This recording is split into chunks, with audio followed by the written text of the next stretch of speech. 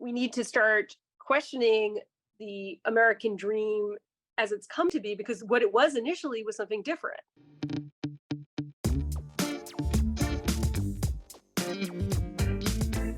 Pick yourself up by your bootstraps, they say. Well, let's see if they should be saying that. Today's guest is Alissa Quart, author of Bootstrapped, Liberating Ourselves from the American Dream, executive director of the Economic Hardship Reporting Project. She's written for many publications, including the New York Times, Washington Post, and Time.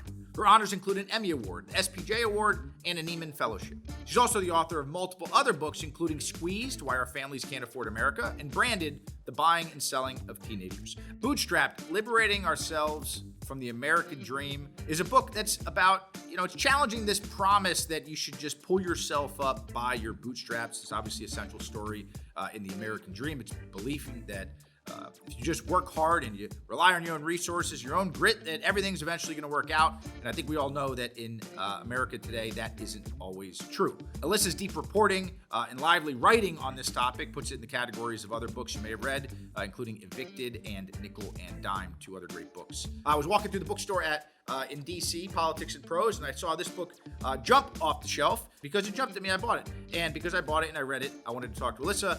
Let's bring it in.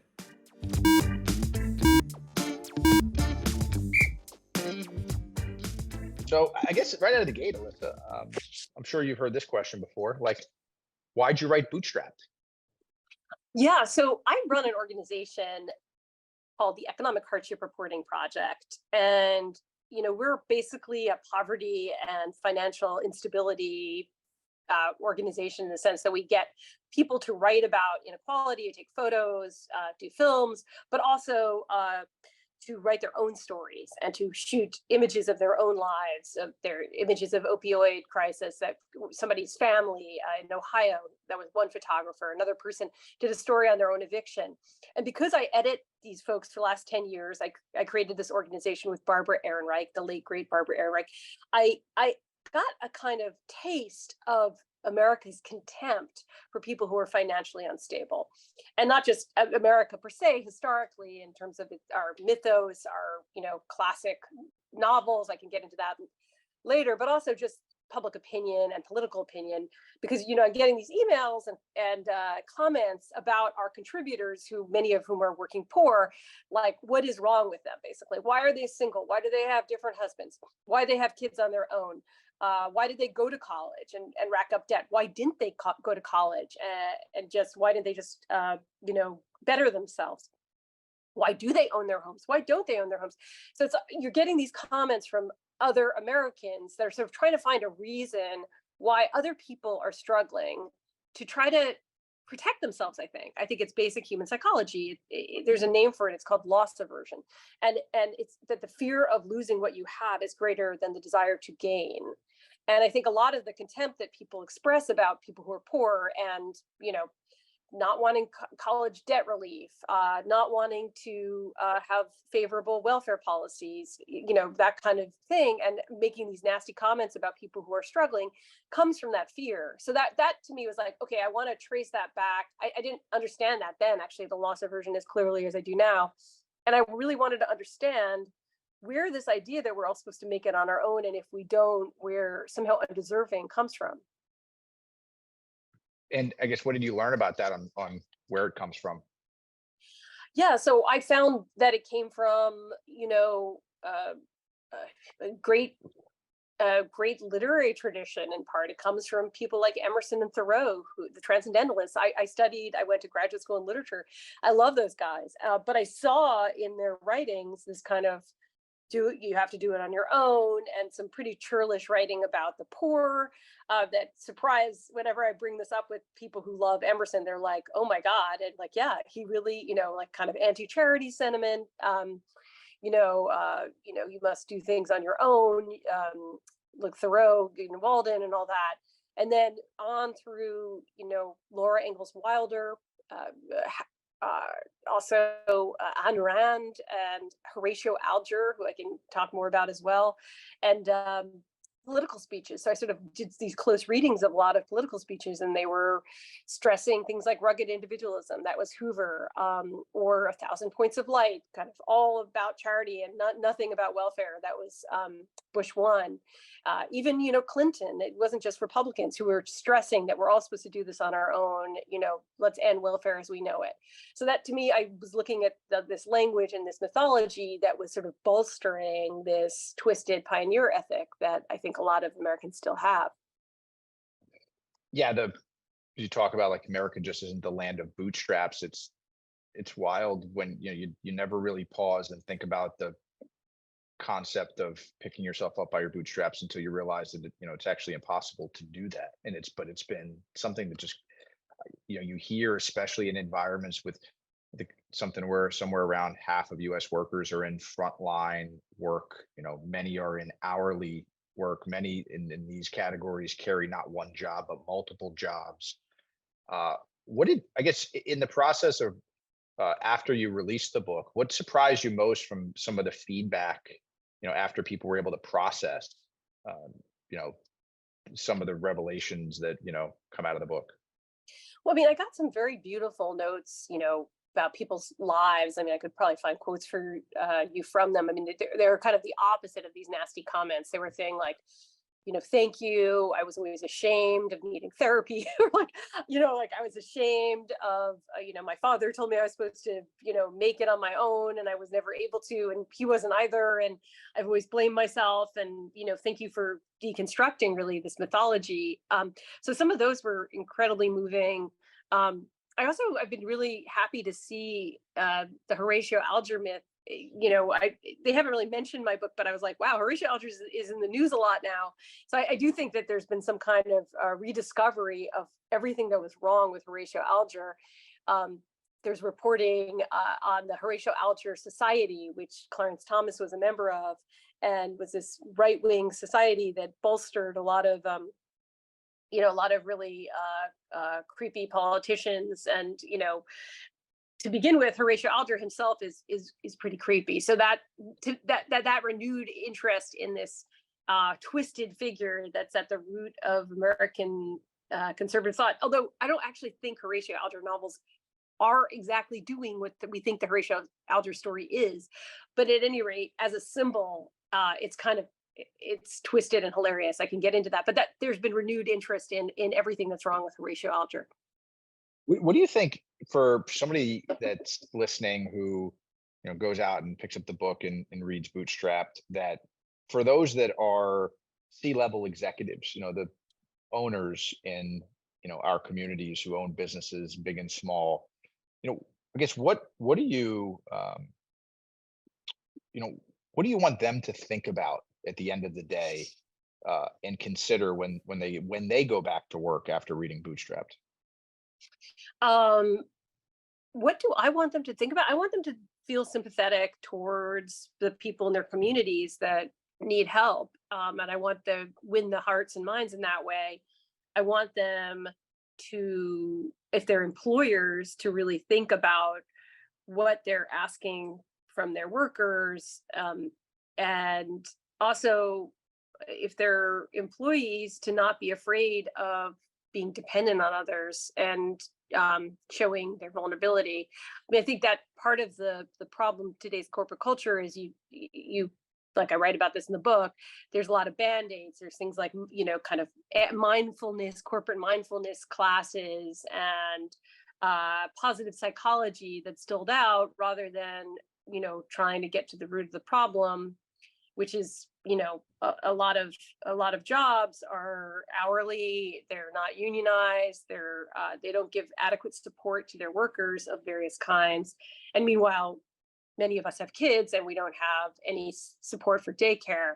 So like, I think that's one thing to be thinking about. Like, can we get daycare on premises? Like, can we recognize interdependence, dependence, both the employer and the employee in all of this? I would say one of the things in the book that stood out to me was you have this conversation about the fact that certain jobs out there are looking for workers for essentially low wage work. and Mhm. demanding more credentials than ever. It's like you're asking for folks for a $15 an hour job now to have a master's degree. And it feels like the credentials in many ways keep going up. The wage doesn't necessarily change. I'm sure, as you know, and it's been 30 years, productivity has gone up and wages have stayed largely flat. I guess what it feels so much about, as I read, and the question really is around, feels like so many people are not aware of what the majority of workers go through day to day. And I think you do a great job in the book of, raising thoughts that people should have about a worker who they may walk by, they may buy something from, they may engage with, but may not consider their pathway to work every day. I guess, was there anything else that you feel? I mean, tell me what you think about that. I mean, it just feels like so much about the way most workers the low wage workers often are paid the least and paid the most in our communities, right? Yeah, I mean, one of the things that I was awakening for me, and this is related to Economic Hardship Reporting Project again, was I had assigned a piece to a writer called Ann Larson. And I think I do mention her in Bootstrapped, but she said, like, had this incredible sentence in the piece that I edited of her. So I think it was her first published piece.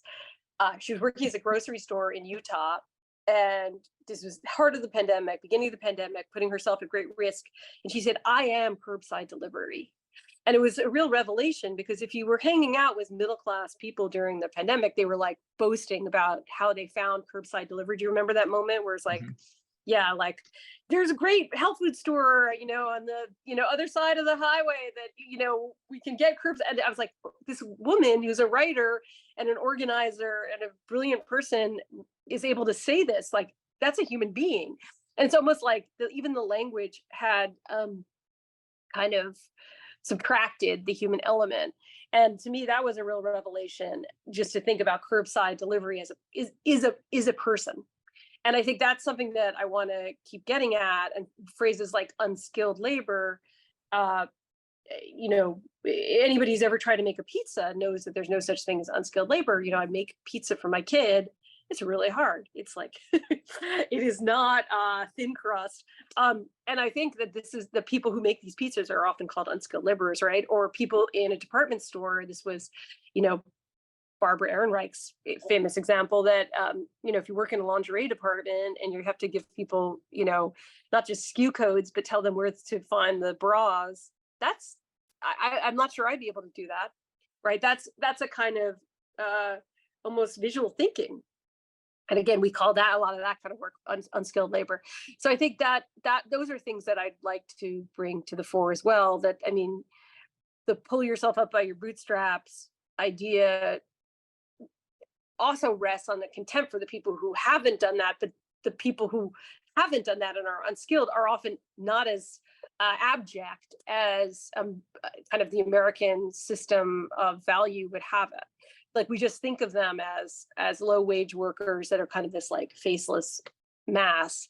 But I think some of these things that we need to start doing is using different kinds of language. And one of the things that struck me about the pandemic language too was we would call them frontline workers and essential workers, and they've always already been essential workers, right? Instead we've called them unskilled often, and there's a moment of romanticization and hazard pay, and that's obviously been clawed back. But this is that standing is something that I'd like to keep in our minds. Employers should be keeping that in their minds too, that at one point, the people on the bottom of their, whatever pay scale were considered essential often. When you wrote in the title, right, liberating ourselves from the American dream, do you think we need a new American dream? Yeah, I do. And so I should clarify, like, first of all, the original American dream, as it was coined in 1931 by James Truslow Adams, was our American dream. And he even had a sentence that was something like, for every citizen, no matter rank and status, right? And he really did see it both as a collective dream and also something that everybody had access to, and not just the people who worked the hardest or the people who already had an advantage baked in.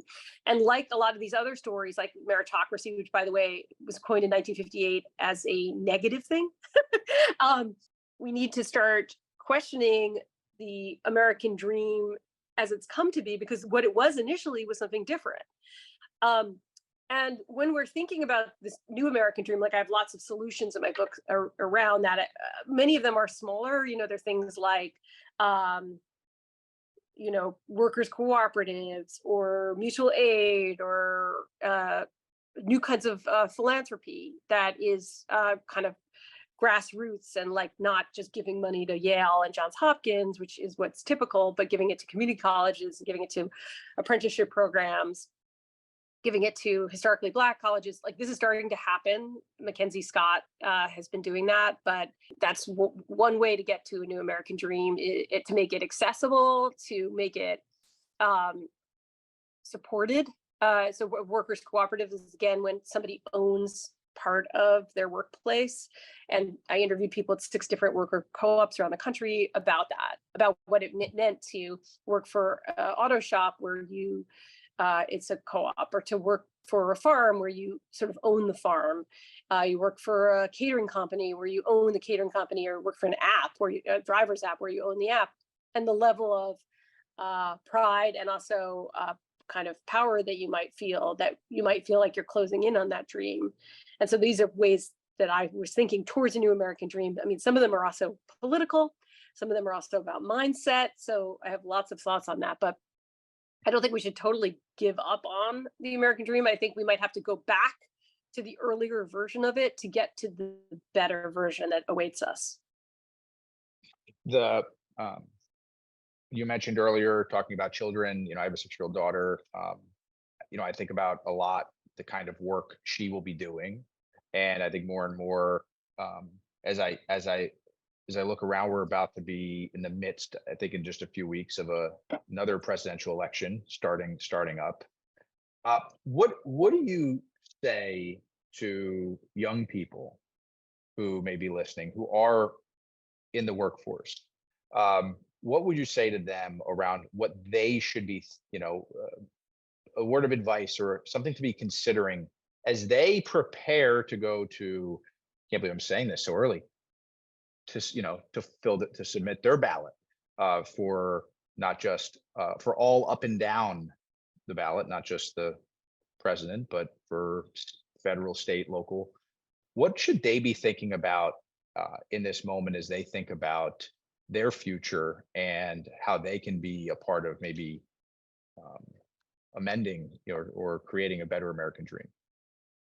Yeah, well, so I wrote a little bit about something called participatory budgeting, and those are these groups that are now in cities where people kind of become engaged in their local government and where their budget goes, and diverting budgets from, say, I mean, this was the one that the famous example in Seattle, away from, say, policing budgets to, and not entirely, but to shift some of that budget from policing to like other kinds of housing and other local matters, parks, So that's one thing that seemed like a new kind of collective enterprise that was a new kind of American dream. I mean, a lot of it's voting, and voting for people who may not be traditionally who we associate with politicians. I mean, I think 51% of our representatives are millionaires and above. And we need to really think about what it means when that 47% of Americans can afford 3 months of the expenses in emergency, and yet our politicians are more than that number of our politicians. A percent of our politicians are billionaires. They're kind of out of touch with what we need. So when we're going to the ballot, I think we need to start thinking like, forget the self-made man myth that Trump was pimping, and a lot of our biggest CEOs, Elon Musk, et cetera, kind of trade in. They're fake self-made men, by the way. They started it on second or third base, usually, right? And looking to people who actually understand what it means to work for ordinary salary. I'm thinking about Perez, who is a representative of Washington State, who her full name is Marie Gluesenkamp Paris, who was a rep in Washington State, who ran an auto body shop and made $34,000. I think her husband made like $42,000, and she drove only use cars. And she even said that. And I was like, well, that's very powerful. Like to have somebody who really understands really what it means to work for an hourly wage, since this is our big issue right now. I mean, it's economic for most people.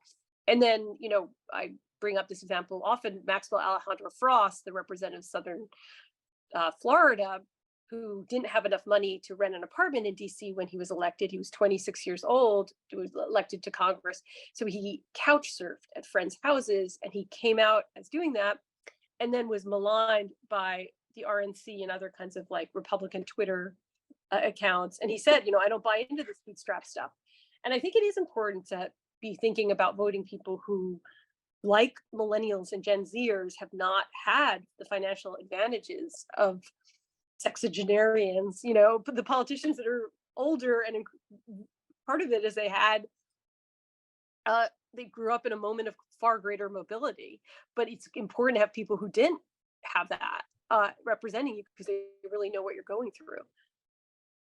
Yeah, it's okay to be self-made once you're there, but not to be self-made in not the process of it. We don't want to, That's exactly what's interesting, right? Like it's almost like the storytelling is really interesting in that way.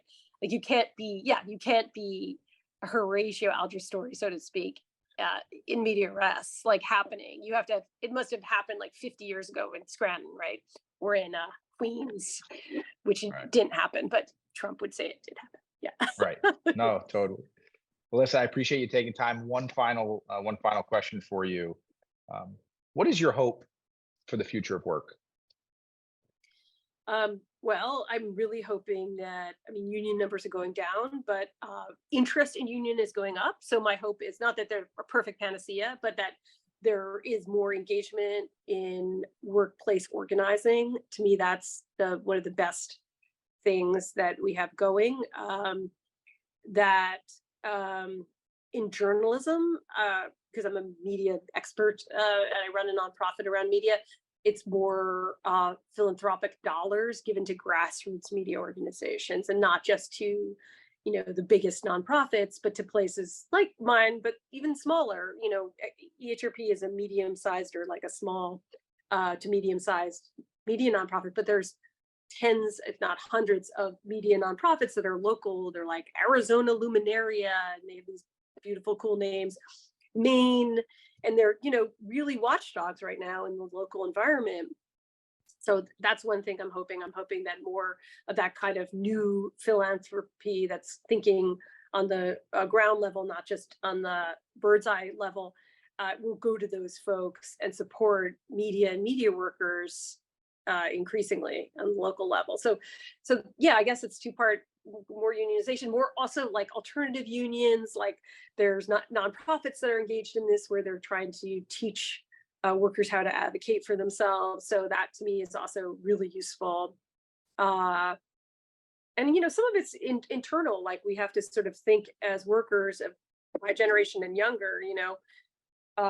We've been told we can do what we love, but then sometimes you do what you love and then you wind up unemployed or doing brain work that's gig work, and how to fight for that balance to do the kind of work we care about and to get adequate payment and protections. And so, yeah, a lot of that's political too, Alyssa, thanks for taking time. Thank you very much.